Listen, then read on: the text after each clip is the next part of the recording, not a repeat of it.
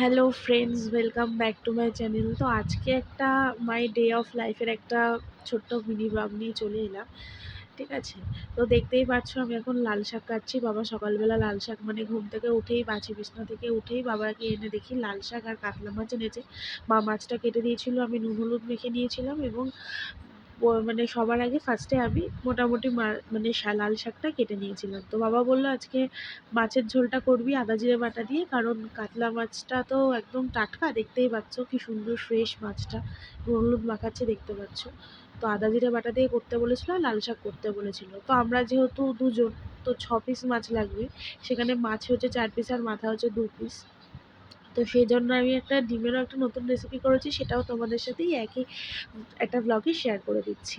তো প্রথমেই আমি লাল শাকটা বসিয়ে নিয়েছিলাম, তার জন্য পেঁয়াজ, রসুন একটুখানি মানে মানে কি বলবো, মানে কাঁচা লঙ্কা একটু কুচি করে কেটে নিয়েছিলাম। তারপরে ওর ভিতর পেঁয়াজ দিয়ে দিয়েছিলাম, তারপর তেলেতে রসুন পেঁয়াজ আর লঙ্কাটা ভালো করে ভেজে নিয়েছিলাম। নিয়ে তো লাল শাক করতে বেশি সময় লাগে না, নুন একটুখানি নুন দিলেই জল বেরিয়ে ওটা অল্প একটু হয়ে যায়। তো যাই হোক, আমি পেঁয়াজ আর এগুলো মোটামুটি লাল লাল করে ভেজে নিয়েছিলাম। ভেজে নেওয়ার পর তারপরে লাল শাক দিয়ে দিয়েছিলাম, চেপে চেপে দিচ্ছিলাম, তখন আর কড়াইতে ধরছিল না। কিন্তু দেখো দেওয়ার সাথে সাথেই যেই একটু নুন দিয়েছি, যেই জল ছেড়ে গেছে ঠিক সেই তখনই যেন শাকটা যেন একটুখানি হয়ে যায়। মানে এই শাকটা খেতে আমার, মানে এটা আমার ফেভারিট শাক, লাল শাক খেতে আমার খুব ভালোই লাগে। তো আর কি, কি বলবো, খুব খারাপ লাগছিল যে একটুখানি হয়ে গেল। এতটা শাক কাটলাম বসে বসে সময় নিয়ে, দেখো আমি কীরকমভাবে চেপে চেপে দিচ্ছিলাম, একটুখানি দিয়েছি তাতেই কড়াই ধরে গেছে। কিন্তু এটাই পরে একটুখানি হয়ে যাবে। তো এটা তোমরা নিজেদের ইচ্ছা মতো মানে যতটুকু মনে হবে নিজেদের স্বাদ অনুযায়ী একটুখানি নুন, হলুদ আর একটুখানি জাস্ট কয়েক টুকরো আর কি চিনির দানা ফেলে দিতে পারো। আমি ক্যামেরাটা মানে এখানে রেখেছিলাম তার একটাই কারণ, কারণ হচ্ছে তখন ওই শাকের যে বাটিটা ছিল, ওই যে ফুটোর থালাটা, ওই থালাটা থেকে শাকটা পুরোটা ঢেলে দিতে হবে। এবার এক হাতে ফোন আর এক হাতে ওরকম করে তো ভিডিও করা যায় না, তো সেই জন্য ওখানে রেখে দিয়েছিলাম। তো এবার দেখো এতে নুন দিয়ে দেবো আমি এবং হলুদ দিয়ে দেবো, এবং সবার লাস্টে না তখন মানে চিনিটা দিয়েছি, সেই শটটা আর নেওয়া হয়নি, মানে মানে মানে মাথায় ছিল না, ভুলে গেছিলাম। তো যাই হোক, সরি একটু কাশি হচ্ছে, শরীরটা ভালো না তো। তো হলুদ দিয়ে দেখো এবার যেই আমি এটাকে নাড়াবো সেই দেখবে ও দেখো একটুখানি হয়ে যাচ্ছে, জলটা বেরিয়ে বেরিয়ে যাচ্ছে, কারণ শাক যত মজবে তত জল বেরিয়ে যাবে। এদিকে আমি আবার আদা, তারপরে মানে জিরে বাবাকে দেখিয়ে আনলাম গিয়ে যে আদা কতটুকু আদা দেবো, কারণ আমার আন্দাজটা আমি বুঝতে পারি না। তো সেই জন্যই আর কি আদা, একটুখানি জিরে, টমেটো, লঙ্কাটা আমি কি করেছি মিক্সিতে বেটে নিয়েছি, কারণ শিলনোড়ায় না লঙ্কা বাটলে হাত খুব জ্বলে। তো সেই জন্য ওটা মিক্সিতে করে নিলাম। আর এমনি ন্যাচারাল যেটা করতে হবে তো সেটাই আমি আর কি এতে করে নিলাম, ওই শিলনোড়ায় বাটতে না আমার খুব ভালো লাগে, নতুন নতুন শিখেছি তো, তো সেই জন্য শিলনোড়ায় বাটতে না খুব মজা লাগে। হ্যাঁ, তো দেখো এই দেখো শাক প্রায় হয়ে এসছে, জল ছেড়ে এসছে, আর জলটা শুকিয়ে গেলে একটু মিষ্টি দিয়ে নামিয়ে দিতে হবে। তো ওতে তোমরা যদি চাও তো একটুখানি বড়ি ভেজেও দিয়ে দিতে পারো, অথবা ওপর থেকে একটু বাদাম ভেজে গুঁড়ো করে দিয়ে দিতে পারো, ভালোই লাগে। লাল শাকের ওপর দিলে আর ওপর দিয়ে লাস্টে ঘি ছড়িয়ে দিলে তো আরোই ভালো লাগে।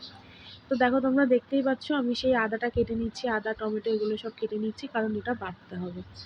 এবার আমার মনে হলো যে যেহেতু জ্যান্ত মাছ, সেক্ষেত্রে যদি আমি মশলাটা শিলনোড়ায় বেটে করি তো মাছের ঝোলের টেস্টটা আলাদা রকম হবে, আর গুঁড়ো মশলা দিলে তো সেই টেস্টটা অন্যরকম হয়। তো যেহেতু আমি আদাটা মানে আদা জিরে টমেটো বেটে দিয়েছিলাম, জিরে যেহেতু বেটে দিয়েছিলাম সেজন্য জিরে গুঁড়ো আর দিইনি।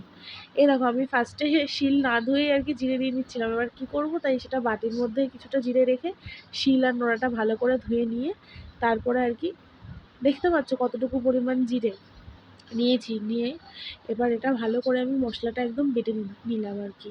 মানে না বাটলে তো অসুবিধা হবে, কারণ এটা তো পুরো ঝোলটা তো পুরো একদম গামাখা গামাখা হবে, কিন্তু আমি ঝোলটা বেশিই করে ফেলেছিলাম।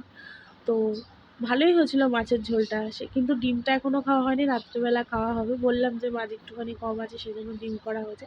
ডিমের রেসিপিটা আমি ফোনে দেখেছি, তো ওটা আর কি কপি করা, তো মনে ভাবলাম যে তোমাদের সাথে শেয়ার করি, দেখি তোমাদের পছন্দ হয় কিনা। তো আমি এইটুকুই ভিডিও করেছিলাম, ঘর মোছার ভিডিও আর করিনি, ঘর তো মুছতে হয় নিচু হয়ে, কষ্ট হয়। এবার তো সেই জন্য আর কি ঘর মোছার ভিডিওটা আমার করা হয়নি, আর খেয়ালও ছিল না, ফোনটা চার্জে বসিয়েছিলাম এই ভিডিও ক্লিপগুলো নিয়ে। তো তো ভালো করে ২-৩ বার করে ভালো করে আমি মশলাটা বেটে নিয়ে একদম মিহি করে নিয়েছিলাম, যাতে পরে আর কোনো অসুবিধা না হয়।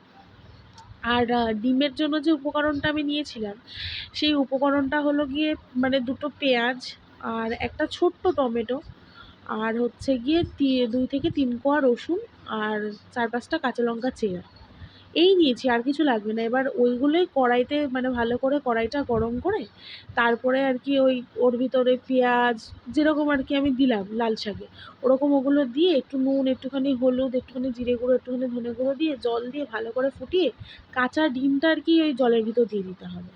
ঠিক আছে? তো আমি জানি না টেস্টটা কেমন হয়েছে, রাত্রেবেলা খাবো। আমি নামানোর আগে একটুখানি সর্ষের তেল দিয়ে দিয়েছিলাম। এই দেখো লাল শাকটা যখন একদম শুকিয়ে এসছে, তখন আমি এই সময় তুলে নেব। তো সেই সময় আর এক হাতে তো ভিডিও করা যায় না, এই দেখো। দেখতে ঠিক এরকম হয়েছিল। খেতেও কিন্তু দারুণ হয়েছে লাল শাকটা। যেহেতু টাটকা শাক আর এনে এনে সাথে সাথেই করা হয়েছে সেজন্য। এবার দেখো মাছগুলো ভেজে নিচ্ছিলাম। আর কাতলা মাছ তো, মাছে তেল থাকে, তো এত ফাটছিল, আমি সেই মাছ দিয়ে ১০ হাত দূরে চলে গেছি। ঠিক আছে, কিছু মনে করো না। একটু লাল, লাল করে হালকা লাল, লাল করে ভেজে নিচ্ছিলাম। আর কেন জানি না এই যেহেতু ফুলকপি আর আলুটা ওই এই বড় কড়াইটাতে ভাপে করে নিয়েছিলাম, মানে একটু ভাপিয়ে নিয়েছিলাম। নাহলে তো সিদ্ধ হতে চায় না অসময়ের ফুলকপি। তো সেই জন্য আর কি এত মানে মাছগুলো লেগে লেগে যাচ্ছিলো কি বলবো। তাও আমি একটুখানি গোটা জিরে তেলে ফোড়ন দিয়ে তারপরে ওই যে বাটা যে মশলাটা ওইটাই আমি দিয়ে দিয়েছিলাম।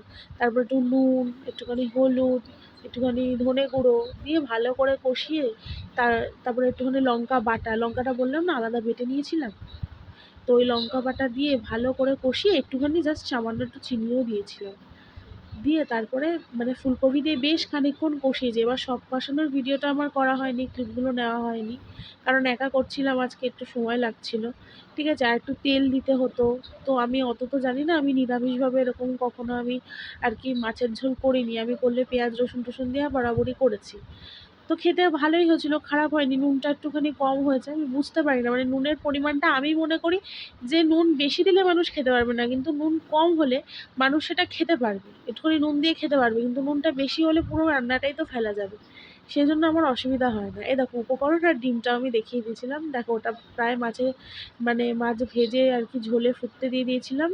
আর এখানে এই দেখো আমি তোমাদের বললাম না যে এগুলো দিয়ে দিয়েছিলাম, এই দেখো এগুলো ভালো করে একদম ভেজে নিয়ে মানে একদম লাল লাল করে বেশ সুন্দর করে ভেজে নিয়ে এতে আর কি একটুখানি নুন, হলুদ দেখো আমি পরপর দিয়েছি, তোমরা দেখতেই পাবে।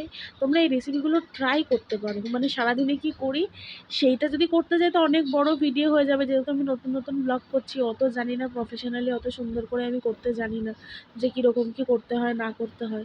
তবুও মানে যতটুকু পারি বা চেষ্টা করি, ভালো লাগে, তো সেই জন্যই আর কি করি। তো দেখতেই পাচ্ছ, দেখো ডিম কিন্তু আমি কাঁচা ডিমটাই কিন্তু দিয়ে দিলাম ঝোলের মধ্যে। ২টো ডিম করেছিলাম। ঠিক আছে? খেতে কিন্তু ভালো হবে আশা করি। খেতে হয়তো ভালোই হবে। খেতে কিন্তু ভালোই হয়েছে কথাটাই বলতে যাচ্ছিলাম। কিন্তু ভালো হবে আশা করি এটা বললাম কারণ এখনও টেস্ট করিনি। রাত্রেবেলা টেস্ট করে দেখব কেমন হয়েছে। তো দেখো এরকম ঝোলের মধ্যে দিয়ে দিলাম। লাস্টে মানে দেখতে হয়তো ভালোই হয়েছিল। দেখো এই ঝোলটা যখন ফুটছে ডিম দেওয়ার পর, তোমাদেরকে দেখো সাদা সাদা ডিমটা দেখা যাচ্ছে, অত ভালোভাবে বোঝা যাচ্ছে না। কিন্তু যখন বাটিতে তুলেছি সেই ক্লিপটা আমি নিয়েছি। তো আজকের ভিডিওটা মোটামুটি এইটুকুনিই ছিল। যদি তোমাদের ভালো লাগে প্লিজ লাইক, কমেন্ট, শেয়ার আর সাবস্ক্রাইব করে দিও। ঠিক আছে? যদি ভালো লাগে তো শেয়ার করে দিও। আজকের মতো আসি, আবার কখনো কথা হবে।